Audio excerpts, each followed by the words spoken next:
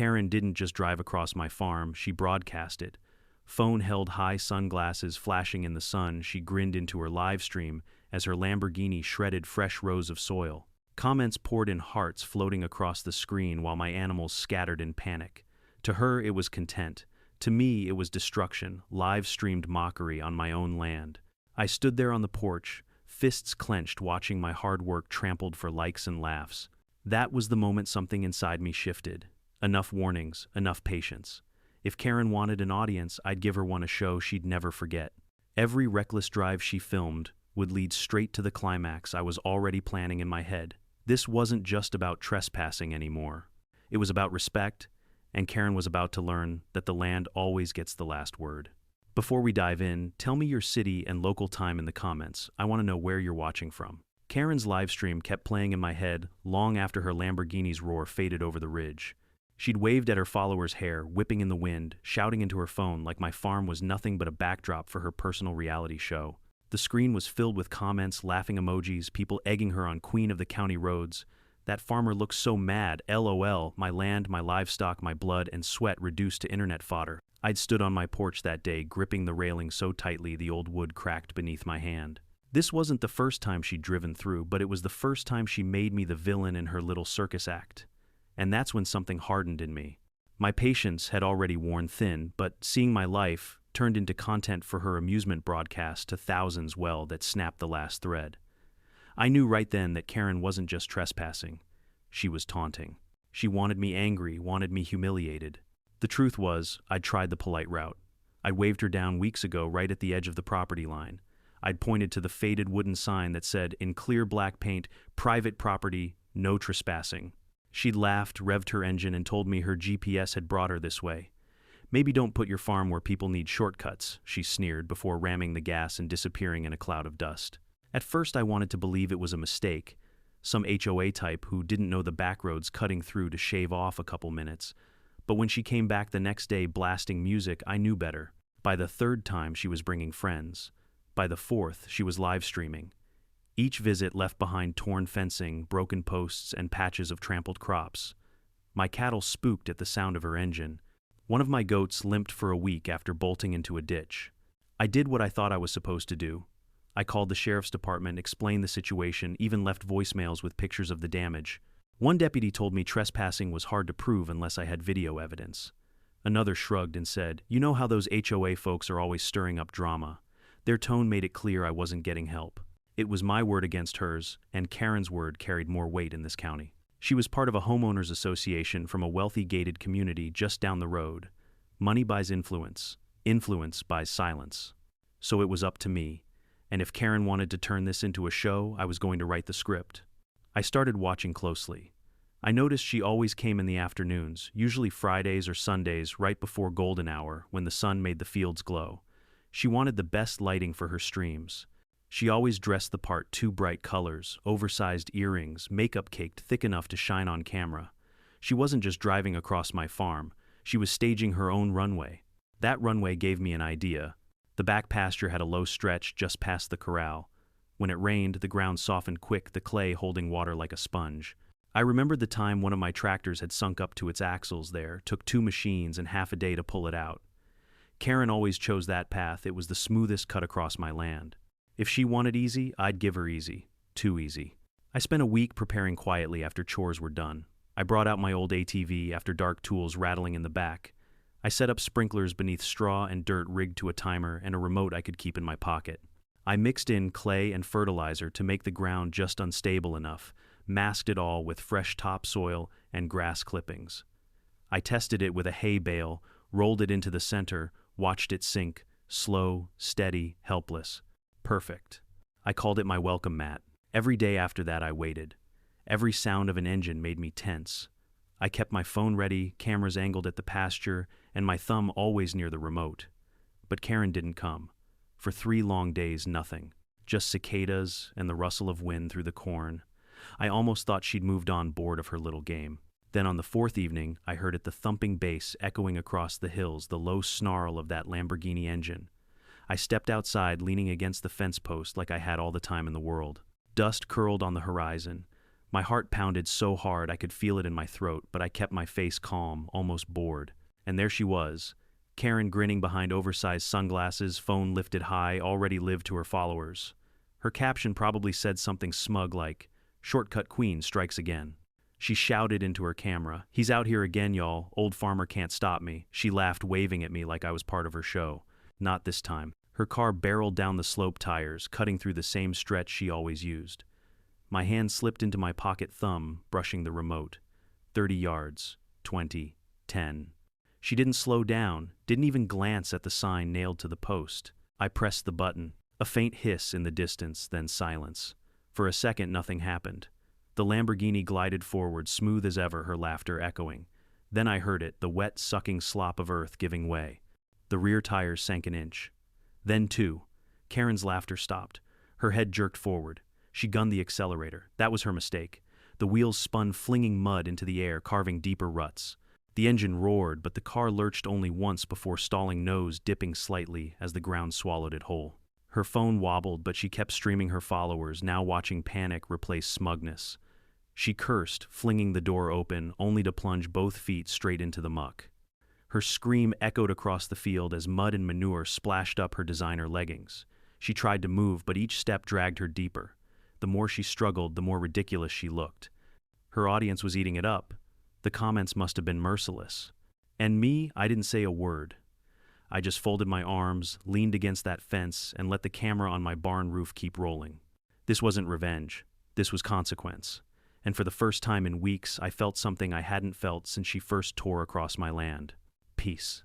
Karen flailed in the muck, shrieking, as the Lamborghini's engine sputtered and died. The headlights flickered against the settling dusk, casting strange reflections over the wet clay. Her phone was still in her hand, though the screen was now smeared with mud, the stream wobbling wildly as she tried to keep it above her head. The chat must have been exploding, some laughing, some egging her on, some warning her she was sinking. I didn't need to see the comments to know. I could hear the rising hysteria in her voice. "This is sabotage," she shouted, slipping as her stiletto heels vanished under the surface. "He did this on purpose." Her accusations rolled across the field, but there was no sheriff to hear them, no HOA board to run to.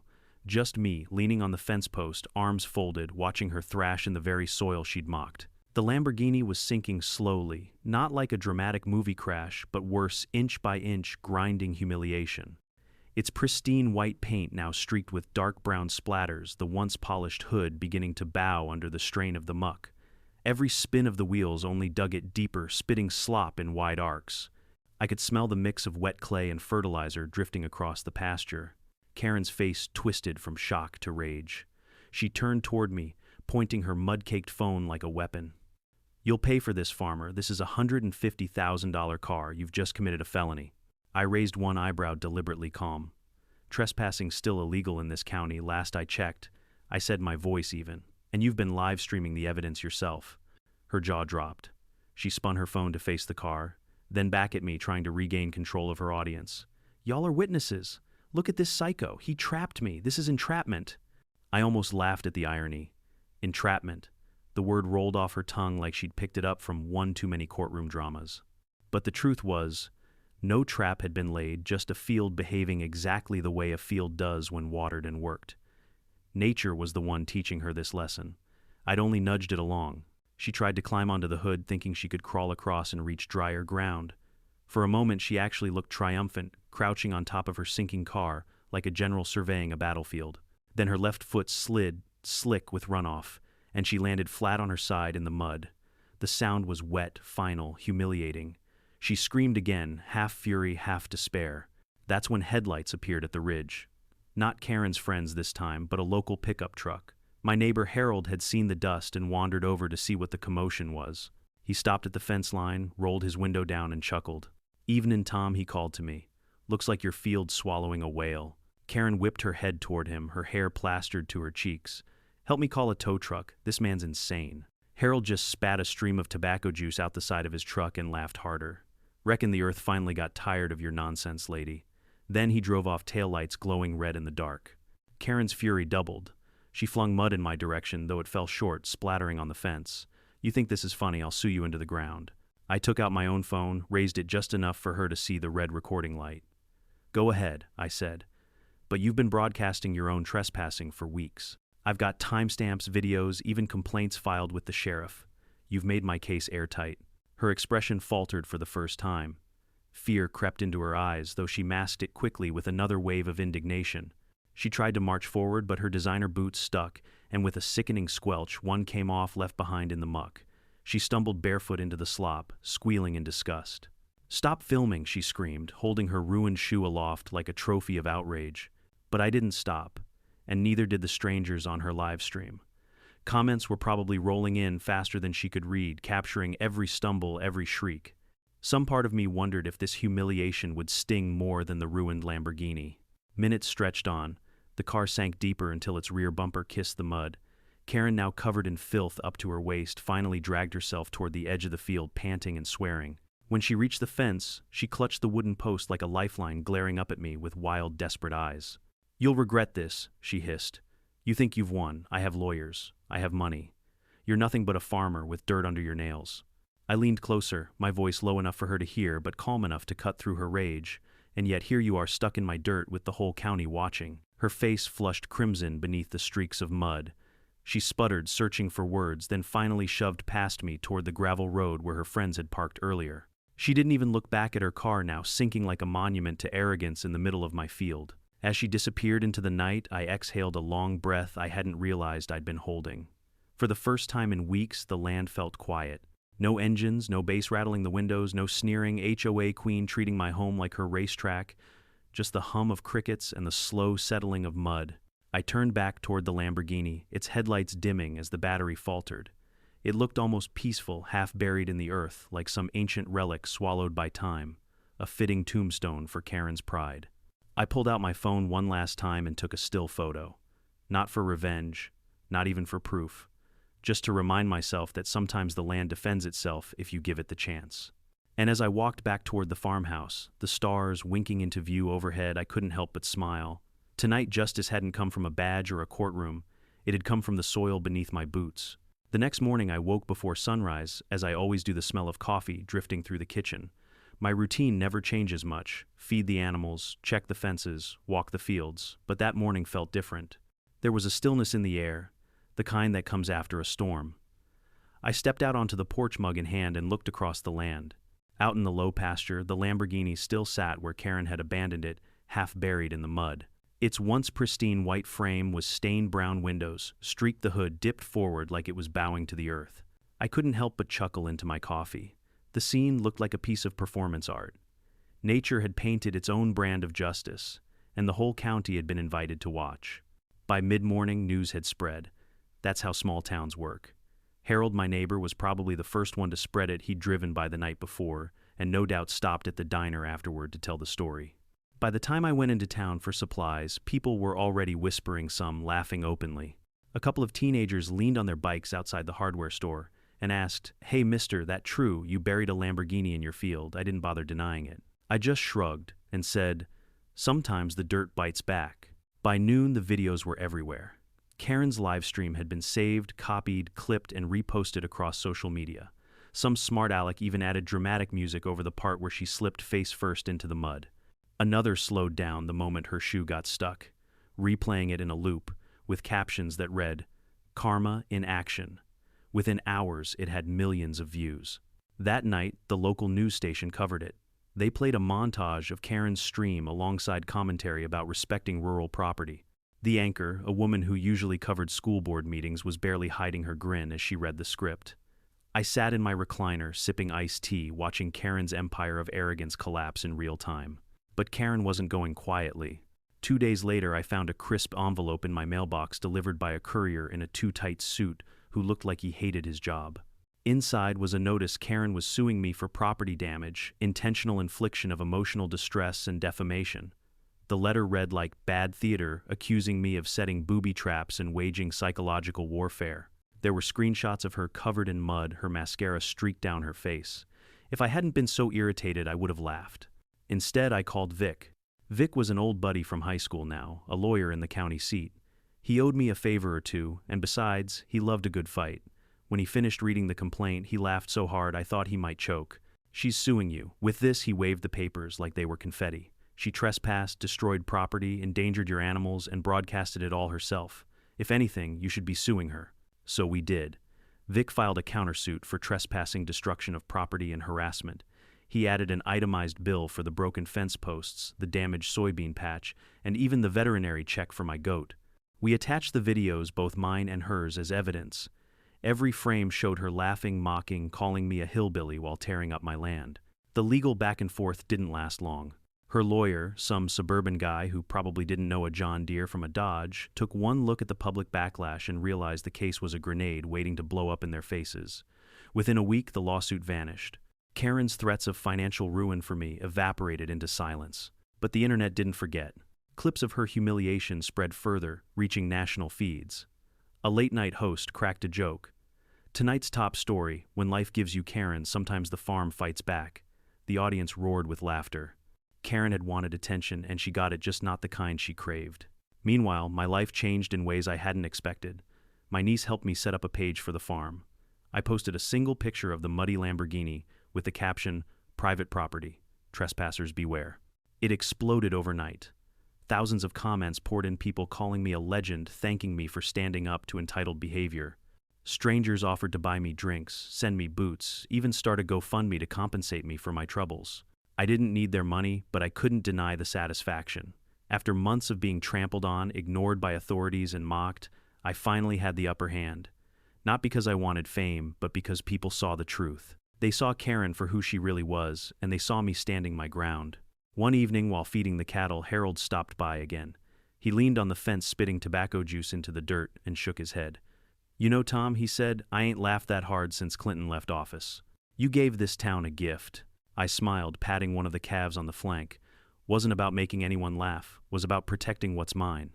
"Sure," Harold said with a grin, "but don't kid yourself. You also gave that woman a bath she'll never forget." Weeks passed. Karen disappeared from the roads. Word was she sold the Lamborghini at a loss. It was too damaged, too notorious. She started driving a dull gray crossover instead, head down, no live streams, no smug waves. I saw her once in the grocery store. She kept her sunglasses on indoors, avoiding eye contact, as she pushed her cart past me. For the first time, she looked small. And me. My farm was quiet again. No thumping bass, no roaring engines, no laughter echoing across the fields. Just the sound of wind in the crops, the steady rhythm of hooves, and the kind of peace you don't appreciate until it's stolen. Still, I left the sprinklers buried under the straw in that back pasture. Not because I expected her to return, but because a man can never be too careful. Private property is a promise, and promises deserve to be defended. When I leaned on that same fence post at dusk, watching the sun set over the ridge, I thought about how strange life can be. Karen thought she was invincible, armed with money status and a shiny car. But in the end, all it took was a patch of mud and the truth to bring her down. And that was justice enough for me. I should have known Karen wouldn't let humiliation sit quietly. People like her rarely do. The mud had barely dried in my pasture when whispers began to circle through town. Karen was plotting something bigger, something louder. I ignored most of it at first. The lawsuit had fizzled out, the Lamborghini had been towed away, and my fields were healing. But then one evening, while I was stacking hay bales, my phone buzzed with a text from my niece. "Uncle Tom, check this out." It was a link to a Facebook post. Karen's face plastered across the thumbnail, caked in heavy makeup lips, pursed in what she must have thought was determination. The caption read, "Exposing the psycho farmer who tried to kill me." Underneath, she'd written a rambling diatribe about how I had engineered a death trap and nearly drowned her in quicksand. She called me dangerous, unstable, and unfit to live near a civilized community. I almost laughed. But as I scrolled through the comments, my smile faded. Some of her HOA friends were chiming in, agreeing with her, painting me as some backwoods menace who hated progress. They twisted the story, made it sound like Karen had been the victim of rural barbarism. That's the power of money and influence. They don't need truth, just a platform. By the next morning, it wasn't just talk online. I woke to the sound of hammering at the edge of my property. When I walked down to the fence, I found 3 men in reflective vests pounding stakes into the ground. A glossy sign leaned against their truck, future site of Community Access Road. "Hold it right there," I barked, setting my coffee down on a post. "This is private property. What do you think you're doing?" One of the men wiped sweat from his brow and shrugged. "HOA permit, sir. Says right here we're surveying for a road extension." He handed me a clipboard with papers stamped in bright blue ink. At the top, The name Chestnut Grove Homeowners Association, Karen's HOA. I felt the heat rise in my chest. They weren't just trespassing anymore. They were trying to take my land. I spent the rest of the day at the county office, marching through hallways, waving that so-called permit in every clerk's face I could find. Turned out it wasn't a permit at all, just a proposal filed by Karen herself, padded with signatures from her HOA cronies. No legal standing, no county approval, just intimidation dressed up in paperwork. But intimidation works if you let it. And Karen counted on me rolling over. Not this time. I went home and dug through my old filing cabinet, pulling out deeds, maps, surveyor reports. My farm had been in my family for 4 generations. The property lines were clear, the ownership undisputed. The land was mine every acre.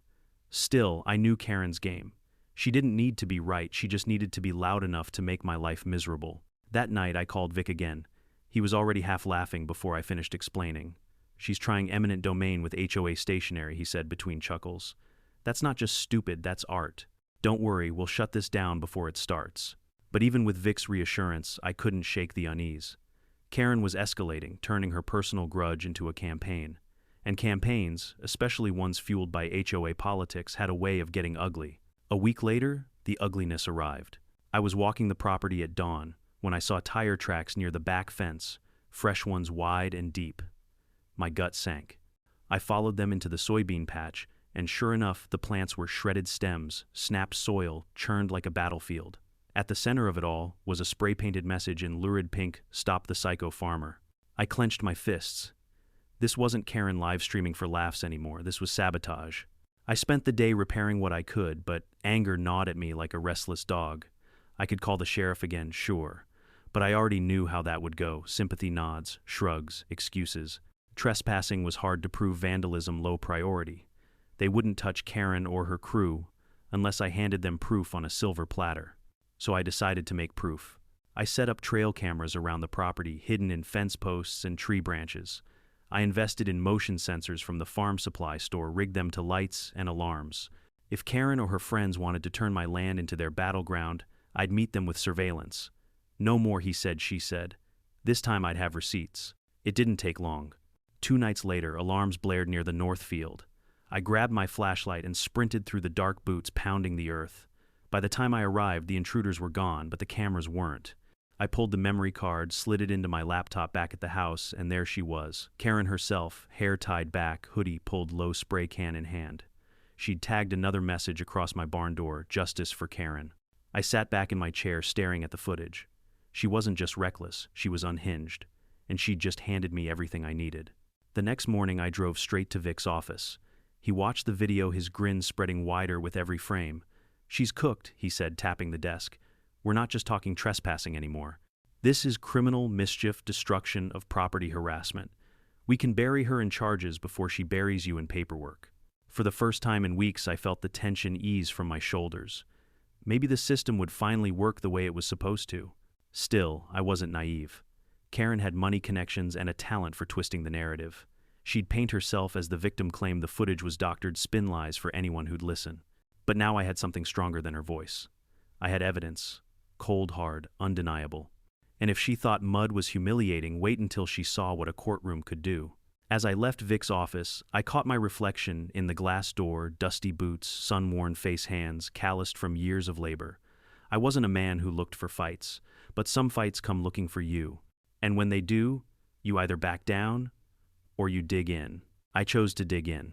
Because this wasn't just about mud or fences or even a Lamborghini anymore.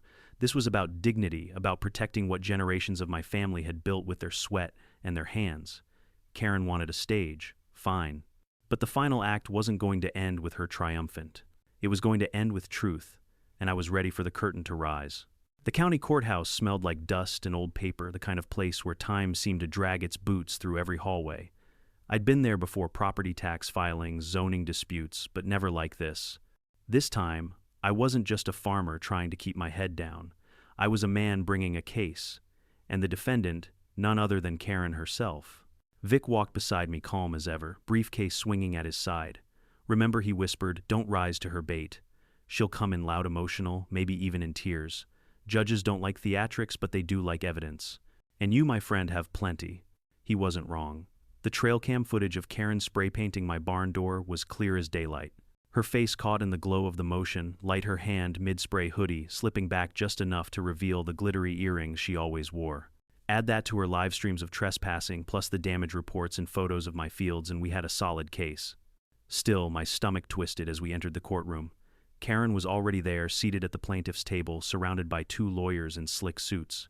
She wasn't in mud-stained leggings this time. She wore a cream blazer hair, perfectly coiffed, face powdered like porcelain. When she saw me, her lips curled into a smile that wasn't friendly. The judge called the session to order, and almost immediately, Karen's lawyer launched into a speech about how I was a vindictive recluse who had waged psychological warfare against a prominent member of the community. He painted Karen as a victim of rural hostility, a woman just trying to enjoy her property rights and social freedoms. When it was Karen's turn, she stood and let tears slide down her cheeks, voice trembling as she described the trap I had set, how she feared for her life as her car sank. She clutched the courtroom like it was her live stream audience, and for a moment I wondered if the judge might buy it. Then Vic stood. He didn't raise his voice, he didn't posture or dramatize. He simply queued up the footage from the trail cam and pressed play.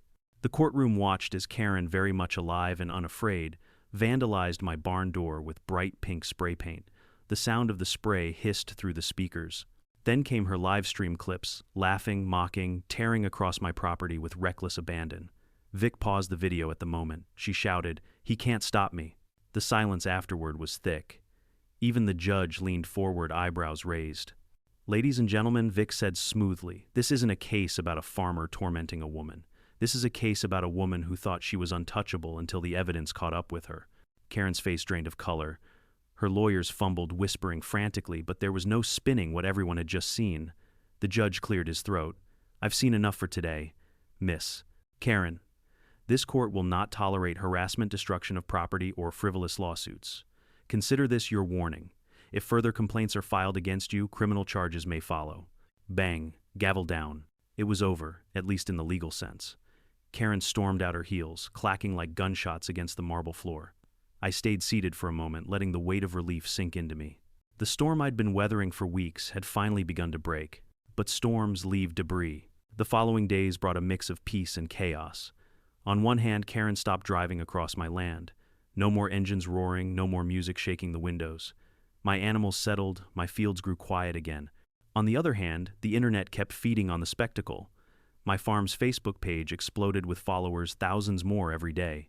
I posted updates about crop rotations, soil drainage, even fence repair tips, and somehow people ate it up.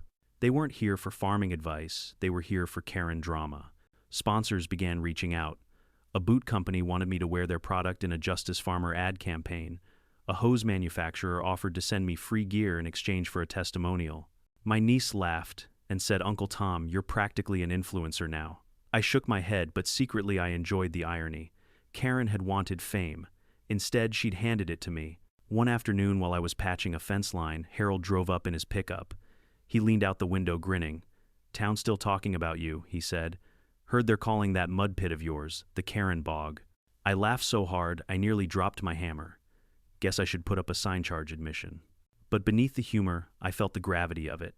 My farm had become a symbol of standing your ground, of not letting arrogance trample over hard work.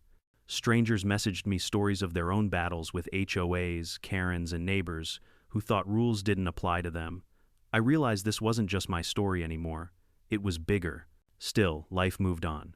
Crops needed tending, animals needed feeding, seasons kept turning. The world doesn't stop for drama, not even viral drama. Yet every time I walked past that back pasture, I'd glance at the spot where the Lamborghini sank.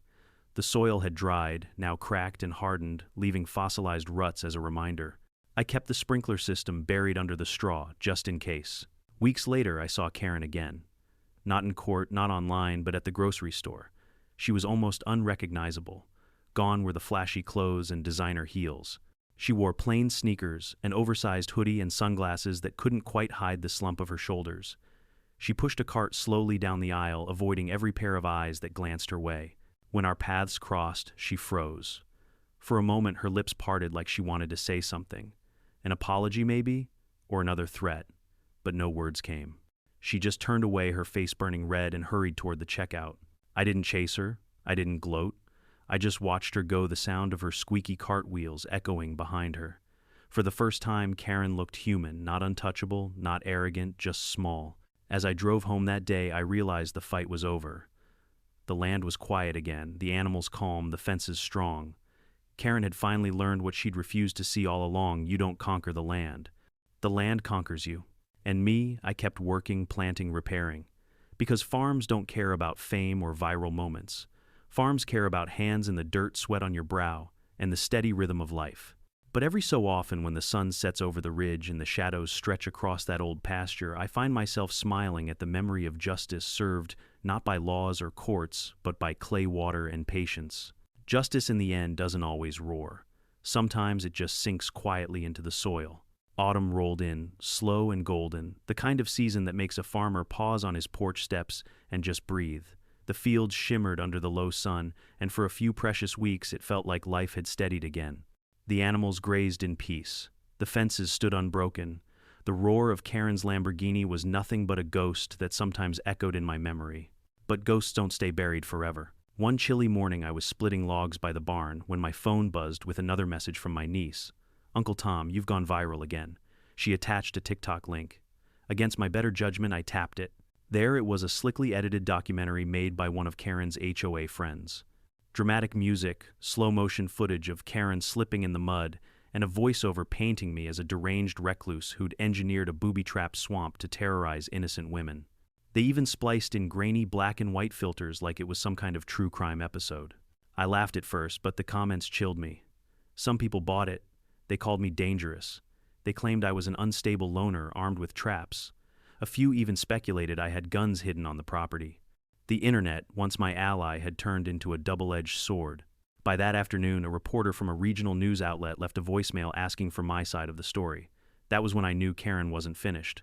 Losing in court had bruised her pride. Now she wanted to win in the court of public opinion. I tried to ignore it, but ignoring Karen was like ignoring a storm cloud on the horizon. It never just passes, you prepare, or you get soaked. Sure enough, the storm arrived in the form of 3 SUVs that pulled up to my gate one Saturday. Out stepped Karen and half a dozen HOA members, all dressed like they were marching into a boardroom instead of a pasture. They had clipboards, cameras, and smug looks plastered across their faces. Karen led the charge, phone recording voice loud and theatrical. "This," she declared to her audience, "is where it happened. This is the property of the man who tried to kill me." I stood on my porch axe, still in hand sweat glistening on my forehead. For a moment, I considered storming down and chasing them off like a wild dog. But Vic's voice echoed in my head, "Don't rise to her bait." Instead, I pulled out my own phone, set it to record, and leaned against the porch rail. "You're trespassing again, Karen," I called out, my voice calm but sharp. "You and your HOA circus better step off my property before I call the sheriff." Karen smirked, unfazed. "This isn't trespassing. This is an inspection. We're documenting the unsafe conditions you created." The others nodded, scribbling on their clipboards like actors playing bureaucrats. I sighed, pulled out a folded piece of paper from my back pocket and held it up. "Funny, because the county judge already ruled you had no standing here. And now I've got fresh footage of you violating the order. Care to keep performing." For the first time, Karen faltered. Her phone lowered slightly. Murmurs rippled through her entourage. Some of them glanced at each other, clearly less confident than when they'd marched in. Karen recovered quickly, tossing her hair back. "This isn't over," she snapped before turning on her heel and storming back to her SUV. I recorded every second until their tail lights vanished. Later that evening, I sent the footage straight to Vic, who nearly cackled through the phone. "She's digging her own grave now. Keep logging everything. At this point, we'll have enough to file for a restraining order." It should have been comforting, but I couldn't shake the unease. Karen had lost her car, her lawsuit, her dignity. Now she was losing her grip. People backed into corners tend to lash out, and I had no illusions about what she was capable of when her pride was on the line. The following week proved me right.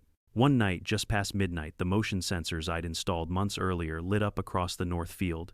The alarms shrieked, jolting me awake. I grabbed my flashlight, heart pounding, and sprinted outside.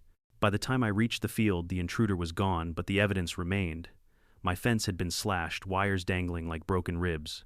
A pile of garbage beer bottles, fast food wrappers, and something dead and rotting lay dumped in the pasture. The stench hit me like a fist. I yanked the trail cam card the next morning, slid it into my laptop, and there she was again. Karen, hood up, spray can in hand, grinning like a teenager caught in mischief. But this wasn't mischief. This was targeted, escalating harassment. She was playing with fire, and she didn't even realize how close she was to being burned. Vic was furious when I showed him. She's crossed the line. With this, we can nail her with criminal charges. Destruction of property, trespassing, harassment. You've been patient long enough. And he was right. My patience had been stretched to breaking. But more than anger, I felt a strange kind of sorrow. How could someone waste so much energy on hatred, on trying to destroy, when she could have just stopped driving across my farm in the first place? All of this could have been avoided. Yet here we were. By the end of that week, the sheriff finally paid me a visit. This time, he wasn't shrugging or making excuses. With the pile of evidence I'd handed over, his tone had changed. "We'll look into this seriously, Tom," he said, scratching his beard. "Truth is, the whole county's tired of her antics. We've let it slide too long." I nodded, though. A part of me doubted the system would ever fully hold her accountable. Karen wasn't just an individual anymore, she was a symptom. A symptom of entitlement, of arrogance backed by wealth, and status, of people who thought rules applied to everyone but them. That night, I stood at the edge of the field where her Lamborghini had sunk weeks before. The soil was firm again, healed by time and work. Yet the memory lingered, etched into the land like a scar. Karen thought she could trample everything in her path. She thought her car, her money, her HOA shielded her, but in the end, the land itself had humbled her. And maybe, just maybe, it would do so again. Because this story wasn't finished yet, the restraining order came faster than even Vic expected. Within 2 weeks of submitting the evidence, trail cam videos, property damage reports, the footage of Karen and her HOA cronies staging their so-called inspection, a county judge signed off. Karen was forbidden from coming within 200 yards of my land. If she set one stiletto heel past that line, the sheriff had the authority to put her in handcuffs. For the first time in months, I slept soundly. No alarms in the middle of the night, no engines rattling the windows, just the gentle chorus of crickets and the low hum of cattle chewing in the dark. It felt like peace had finally returned. But peace, I learned, is fragile when pride is wounded. Karen disappeared from my fields, sure, but she didn't disappear from the internet. She reinvented herself. She leaned into the victim narrative, posting videos where she sat in her oversized SUV, crocodile tears in her eyes, telling her followers she was harassed by a violent farmer. Her audience dwindled, but the diehards clung to her every word. They flooded my farm's page with angry comments, accusing me of cruelty, calling me a monster. At first, I ignored it. Then, one evening, while checking the fence line, I noticed spray paint again, this time not on my barn, but on the county road sign nearby. 3 words scrawled in red: "Farmer is evil." My stomach tightened. Karen herself couldn't come near me anymore, but she still had her followers. She'd turned her humiliation into a campaign, and now others were picking up the torch. I upgraded my security, more cameras, more lights, even a new locking gate at the main entrance. Harold teased me, said I was turning the farm into Fort Knox. But he also admitted the gossip in town was split. Half the folks thought I was a hero who'd stood up to entitlement. The other half, thanks to Karen's theatrics, wondered if I'd gone too far. That second half was loud. Local news ran a panel discussion about rural justice versus vigilantism. My name came up more than once. A columnist wrote a piece titled, "Did the Farmer Cross the Line?" I read it once, then used it to start the wood stove. Vic told me to hold steady. Public opinion swings like a gate in the wind. Don't chase it. Just keep living your life, keep your evidence, and let her hang herself with her own rope. He wasn't wrong. Because while Karen's online crusade grew wilder, her real life was unraveling. One afternoon, I went into town for supplies. As I loaded feed bags into the truck, I overheard 2 women whispering near the checkout. "Did you hear Karen's husband finally left? Took the kids to his mother's. Can't handle the drama anymore." I didn't gloat, not out loud anyway. But inside, I couldn't help thinking the land wasn't the only thing swallowing Karen's pride. Still, I knew better than to underestimate her. She had nothing left to lose, and people with nothing left to lose can be dangerous. That truth landed on my doorstep one rainy evening. I'd just finished closing the barn when headlights flared at the far end of the drive. A car idled there, engine rumbling, lights cutting through the drizzle. Too far to see the driver, but my gut knew. I pulled my coat tighter and walked to the gate. The car didn't move. I raised my flashlight, aimed it at the windshield. For a heartbeat, I saw her, the curve of her jaw, the glint of earrings. Karen. She didn't get out. She didn't shout. She just sat there staring through the rain-speckled glass. Then, as if the sight of me was enough, she threw the car in reverse and disappeared down the road. I stood in the rain long after the memory of her silhouette burned into my mind. She'd broken the order just by being there. But I hadn't caught her on camera. No proof, just instinct. The next morning I doubled down. I called the sheriff, filed a report, even though I knew it wouldn't go far without evidence. Then I spent the day wiring new cameras to cover the road, every angle, every approach. If she came back, there'd be no question. But she didn't come back. Not right away. Instead, Karen's campaign took a stranger turn. She began selling merchandise shirts, mugs, even bumper stickers that read "Justice for Karen." She branded herself as a crusader against rural tyranny. Her followers bought it up. Pictures popped up online of people wearing her slogans, posing in parking lots like they were part of a movement. It was laughable, but it was also unsettling. This wasn't just Karen anymore. It was Karen plus an army of fools who believed her narrative. And armies, even foolish ones, can cause damage. Then came the night my niece called her, voice trembling.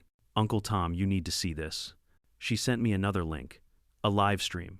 Not Karen's this time, but one of her followers.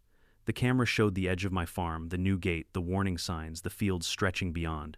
The voice behind the camera said, "This is where it happened. This is where he trapped her car. We're gonna prove this man isn't untouchable." My blood went cold. I grabbed my keys, sped down to the gate, heart hammering. By the time I arrived, the live streamers were gone. Just muddy tire tracks and a crushed patch of grass where they'd stood. I checked the cameras, faces clear as daylight. Not Karen, but 3 young men I'd never seen before, clearly inspired by her nonsense. The sheriff didn't hesitate this time. "We'll pick 'em up," he promised. "Criminal trespass harassment. They'll spend a night in county lockup at least." It should have comforted me. Instead, I felt the weight of exhaustion pressing down. This fight wasn't ending, it was multiplying. Karen had lost her car, her case, her reputation, but somehow she'd turned her loss into fuel, feeding others on her own bitterness. And I knew deep down that the real climax hadn't come yet, because storms don't stop until they've broken something wide open. And Karen's storm was still circling my farm. Winter crept over the farm like a heavy quilt. Frost edged the fence posts, the cattle's breath steamed in the cold air, and each morning I had to break ice from the troughs before chores. Life should have been quiet again. But with Karen's shadow still stretching over everything, even the snow didn't bring peace. Her followers might have been young fools, but they'd lit a fuse she handed them. Every week I found some new nuisance, broken beer bottles near the ditch trash tossed from passing cars, slurs painted on county signs. It wasn't constant, but it was enough to remind me Karen's storm wasn't done. The restraining order still stood. She hadn't stepped foot on my land since the night I saw her parked in the rain, but I felt her presence in every rumor, every viral post.